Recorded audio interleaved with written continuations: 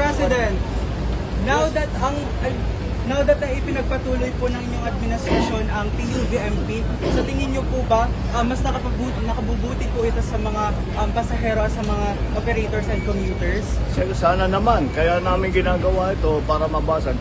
Unang-una, para yung ating mga operator at yung mga driver, dahil masyado mataas ang presyo ng langis, masyado mataas ang presyo ng diesel, ay hindi na sila kikita. Pag hindi na sila kumikita, hindi na sila lalabas. Wala nang ngayon kayong sasakyan. Kaya unang-una, susuportahan natin yung mga driver, yung mga operator. Pangalawa, yung mga discount na binibigay natin dahil naman para sa mga pasahero. Ito, para ulit, hindi magiging mabigat hindi magiging mas mabigat ang pagbayad ng pamasahe para sa mga pasahero. At so both sides ang ginagawa natin, yung mga operator, yung mga driver, pati na yung mga pasahero. At ito yung patuloy namin gagawin at tuloy-tuloy lang namin gagawin. Hanggat nandyan at mataas ang presyo ng langis, ay patuloy ang tulong ng pamahalaan. Bilang estudyante po, last question. Kayo, you already have 40% discount. Yes. Tapos may 20% dinagdag dahil nga dito.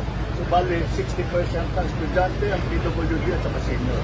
Bilang estudyante po, gusto po namin malaman kung ano po ang hakbang ng administrasyon sa nagaganap na krisis sa oil and especially sa mga